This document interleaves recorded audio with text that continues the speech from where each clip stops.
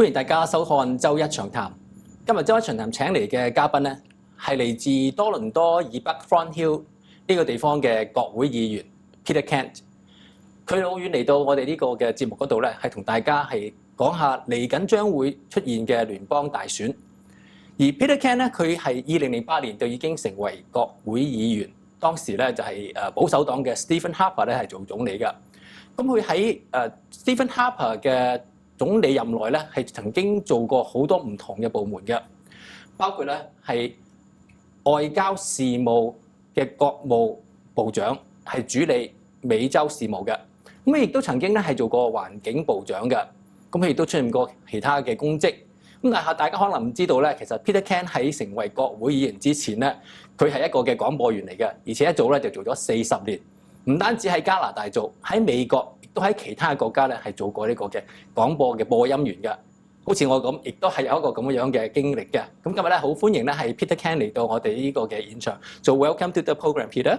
Thank you very much. Thank you for your hospitality. Now the federal election is coming up. We do not know when the election will officially begin, but it can start at any time. So can you tell us what do you think is the election about?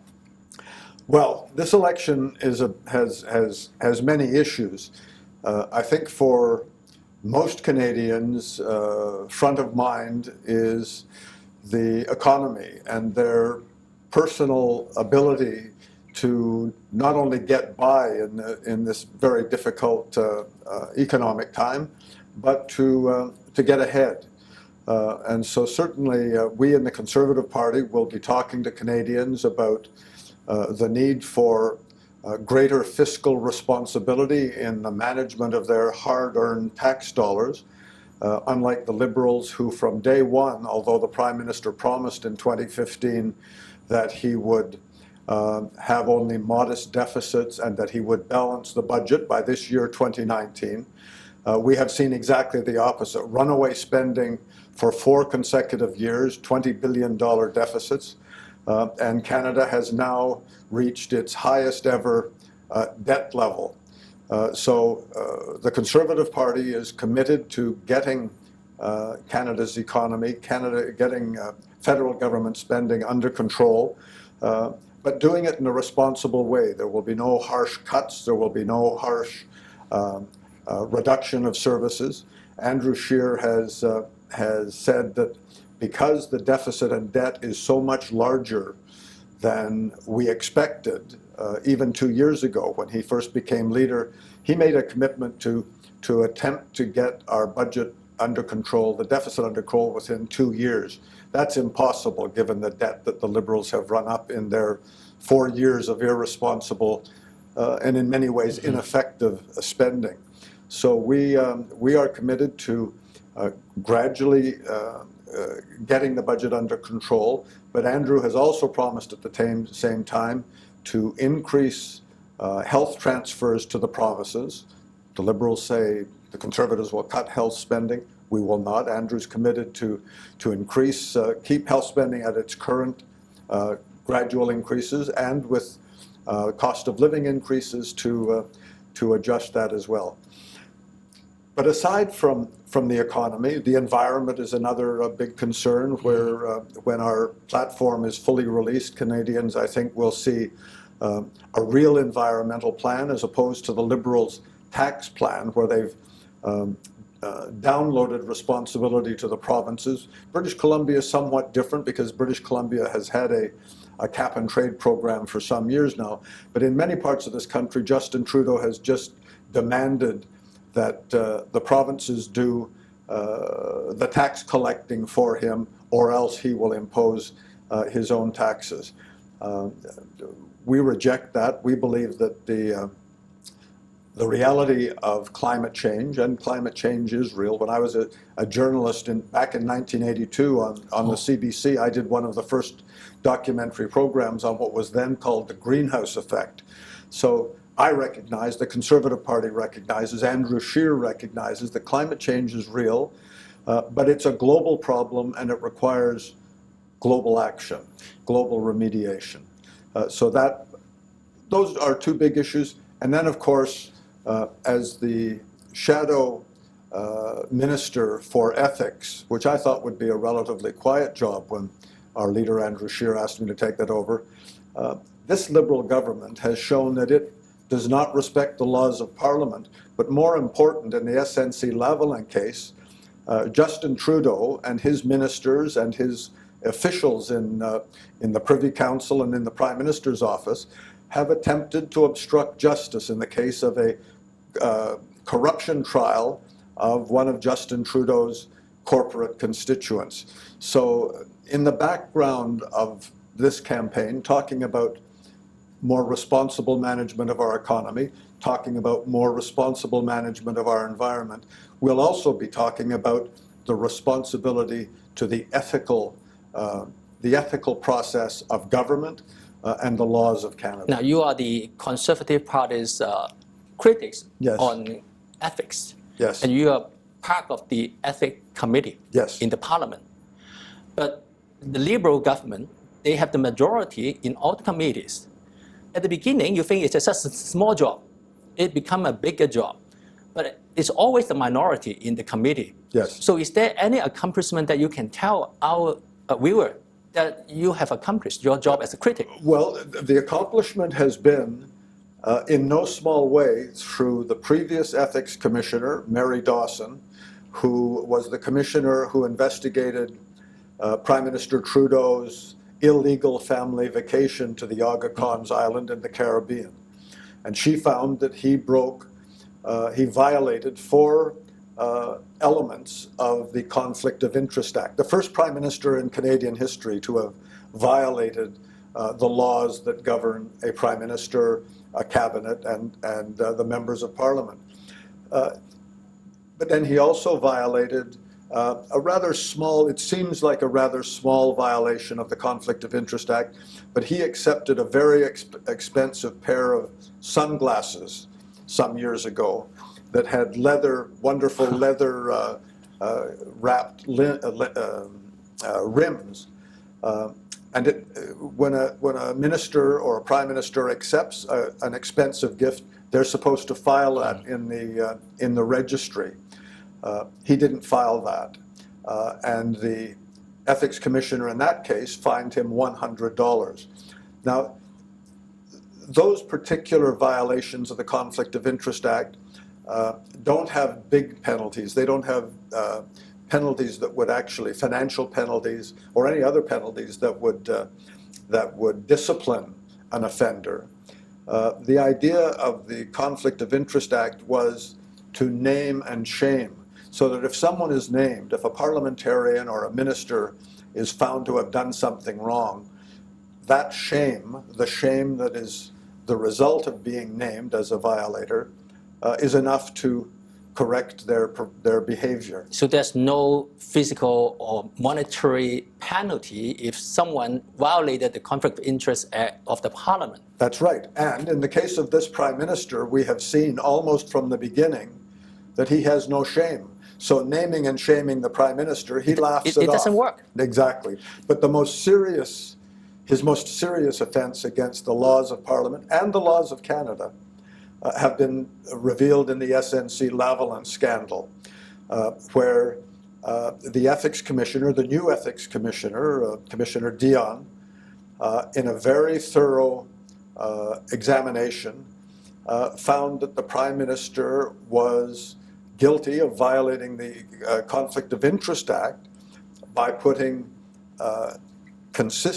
but he and his agents, his ministers and officials, putting pressure on the Attorney General, the former Attorney General now, to overrule the public prosecutor and give basically a plea bargain deal to SNC-Lavalin in this massive corruption case, and not the only corruption case that they've been engaged in. That finding, I believe, certainly we on the Conservative side, on the opposition side, all opposition parties believe that the Prime Minister didn't only offend the law of Parliament, he actually attempted to obstruct justice and the criminal laws of Canada. And for that, my leader, opposition leader Scheer, myself and other critics have called on the Prime Minister to to do the right thing, that he's lost the moral right to govern, and that he should resign. He's ignored that, so it's up to Canadians on October 21st to pass judgment on this Prime Minister and decide whether his flagrant disregard for basic ethics, for the Conflict of Interest Act, for the laws of the land of Canada, deserves to be re-elected, and I would suggest he does not deserve that right. After all these years and the investigation of the Ethnic Commissioner, at least in the two cases you just mentioned, Justin Trudeau, as the leader of our country, he's not living up to the expectation of the voters who voted for him in the last election. But if we look at the public opinion poll, even after the review of the Conflict Commissioner decision of Justin Trudeau breaking the law, it hasn't moved the public opinion at all. Well, it did move public opinion in the spring at the time when all of these revelations were coming out, and we heard an audio tape made by Jody Wilson-Raybould, who was then the Attorney General, of the clerk of the Privy Council pushing her, saying the Prime Minister insists that you do this. And I know that some people say, well, if it hasn't made a difference in the polls, why do Conservatives, why do the opposition members keep talking about the SNC-Lavalin scandal? I believe the reason we must keep talking about it is because the rule of law is fundamental to our democracy, and I know many Canadians who have come to Canada from around the world, from China, from Hong Kong, from Taiwan, from Russia, from countries under the former Soviet Union, from countries in Africa, South Asia. They have come here in large part because they see Canada as a democracy where the rules of law are followed. And I think, and I find this at the door in my ethnic communities in Thornhill and in the Toronto GTA, that many of Canada's newest citizens are very disappointed and disillusioned. And they haven't yet taken that decision, but we will continue to urge Canadians to, as well as looking at economic concerns, environmental concerns, foreign affairs concerns, responsible resource development concerns, to look at the basic ethical misjudgment and impropriety of this Prime Minister. There's sometimes saying that if you build a house, the main beam that supports the house is not right, it's crooked. All the other supporting beam of the house have to be crooked in order to support the house from falling. We can see that Justin Trudeau does not live up to the expectation of Canadians. But as an ethnic committee member, do you see other members of government breaking ethnic regulations? Oh, we've seen a number of other ministers found to be in violation of the Conflict of Interest Act. The finance minister, the former fisheries minister, in giving a contract to a clam fishing company that didn't own a boat but was related to the minister himself. We have seen members of Parliament be found in violation for improperly using their parliamentary resources, the money in their parliamentary constituencies, to support family members in municipal election campaigns or school board election campaigns.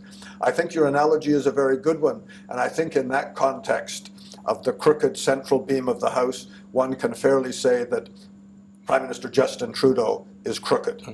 Justin Trudeau is the leader of the governing party, the Liberal Party, and Andrew Scheer is the leader of the Conservative Party. Yes. A lot of voters, they are very dissatisfied with our political system, and they say all political leaders are the same. They are not right. So can you tell us what's the difference as the leader of the two parties? And you, of course, support Andrew Scheer as a member of the Conservative caucus. So can you tell us what's the difference between the two leaders? Well, I think that most voters can see, and we see this discussed on we're reminded on social media quite regularly, that Prime Minister Trudeau, before he was Prime Minister, Justin Trudeau, 4 years ago in 2015, made a good many promises to Canadian voters. He promised to balance the budget, he promised small deficits, he promised electoral reform. He broke all of those promises. Andrew Scheer has been in his political life, a very broad political life, the youngest ever elected Speaker of the House of Commons. He knows the laws of Parliament. He respects the laws of Parliament, and Andrew Scheer respects the laws of Canada. Andrew Scheer is making commitments in this election campaign that I believe he will keep. Andrew Scheer is a trustworthy man. Andrew Scheer, like myself, like other members of the Conservative Party, are quite honestly shocked at the flagrant way that Justin Trudeau just sloughs off these findings, not by members of the opposition, but the ethics commissioner of our parliament, finding him in chronic, he's a repeat offender. He chronically disrespects the laws of Parliament, the laws of Canada. And we have to remember, when Prime Minister Trudeau first took office, he wrote mandate letters for himself and for all of his cabinet ministers.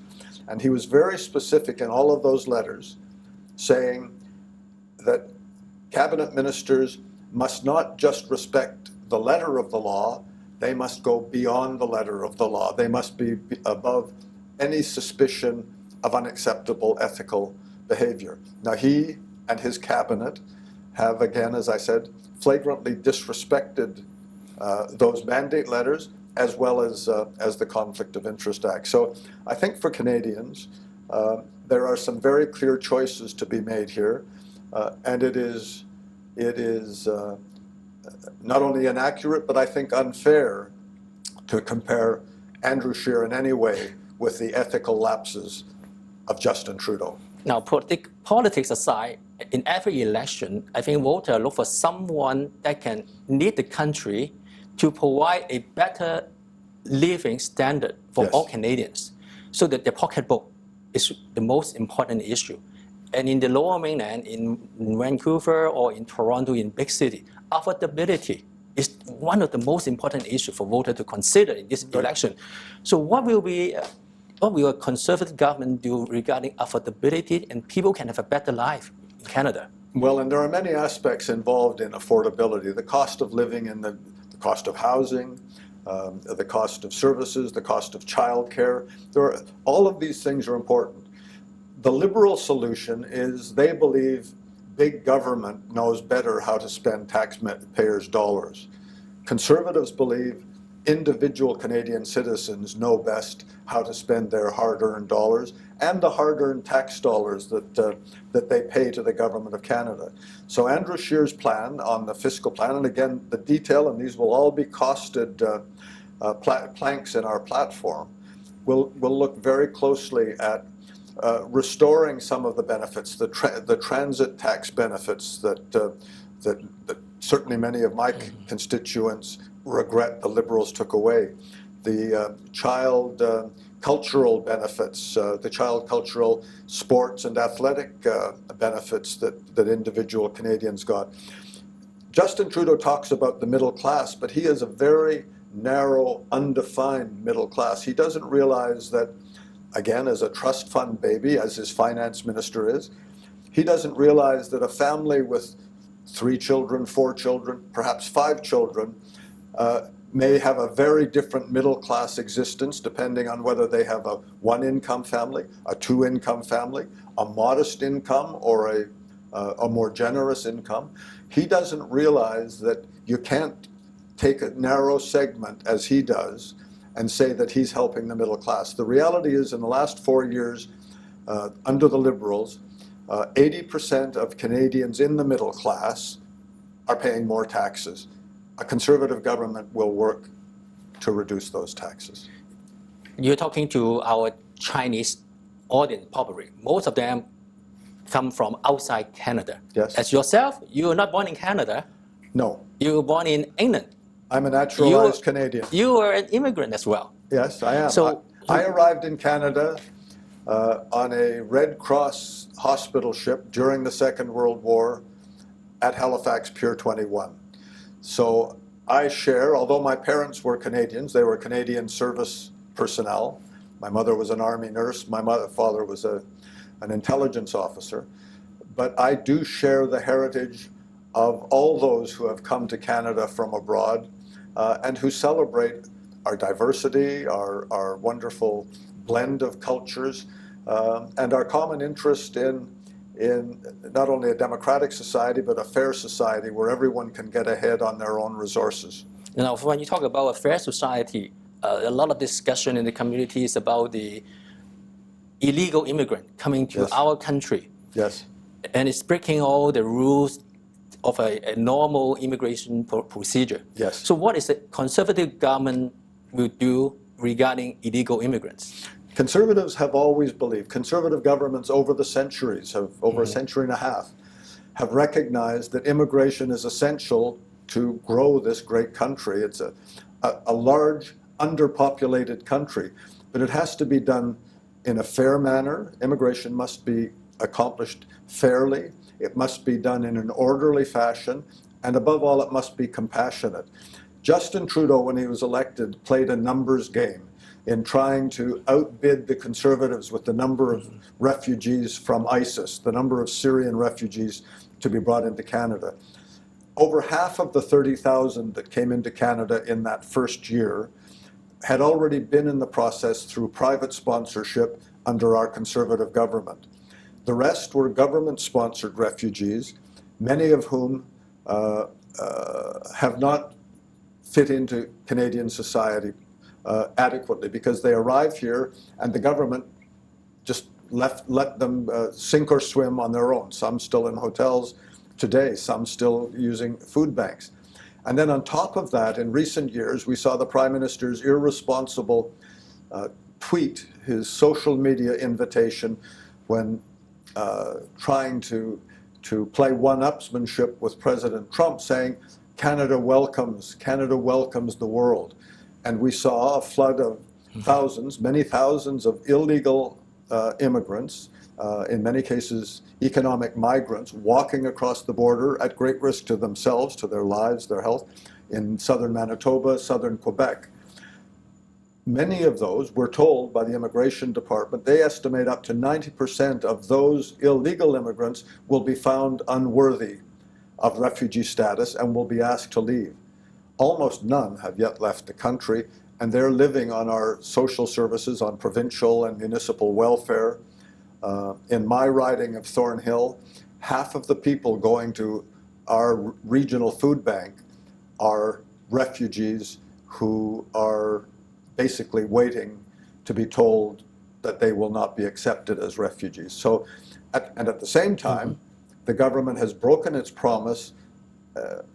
Our Conservative government had an office of religious freedom, an ambassador of religious freedom. And in the case of refugees, we sought out the most persecuted among refugees wherever they were in the world. The Yazidis would fall into that category. The Uyghurs in China who are being persecuted would fall into that category. Burma, I mean, a refugee program truly should look to the most persecuted, the most vulnerable refugee populations, and then in a very fair and orderly way invite them and accept them to Canada. The Vietnamese program, for example, the Vietnamese boat people, is a shining example to the world, recognized by the United Nations, of the way a refugee relief program could and should work. Now, the Liberals have not done that well. You've been in the parliament for over 10 years Yes, as sir. the representative of the people. Can you tell our viewers why is it important to vote in this coming election? Well, it's important. In a very short time. Well, first of all, it's important that everyone vote. And if I meet someone at the door in Thornhill, I don't meet too many, but if I meet someone who say, I'm not going to vote Conservative, and I say, well, I hope you will vote for somebody. It is a hard-won right. The franchise, the right to vote in an election is a hard-won democratic right. And it's important that all eligible voters, from the youngest to the oldest, if they have the Canadian citizenship, they have an obligation. It is a democratic duty of Canadians to go to the polls and to vote. Of course, I would appeal to all voters in all ethnic communities to give a very good look at the Conservative Party of Canada and to support my leader, Andrew Scheer. But I think as important as that might be to me and to the country, it's also important that people exercise that right to vote. 好多人嚟到加拿大咧，都係因為加拿大有一個美好嘅環境，亦都係一個好嘅地方，俾我哋有一個好嘅將來，將我哋嘅家庭咧喺度咧嚟到去培育嘅。但係一個民主嘅國家，人民對於一個政府嘅抉擇係透過我哋手上呢一票嘅。咁所以10月21號咧，我希望我哋呢個節目嘅所有嘅觀眾，如果你係加拿大公民嘅，去行使你公民嘅權利同埋呢個責任，出去投你神聖嘅呢一票。無論你嘅抉擇係認為邊一個政黨、邊一個嘅候選人係最能夠係代表你嘅，你都去投你呢一票。多謝大家收看，多謝 Peter Ken 嚟到我哋嘅節目。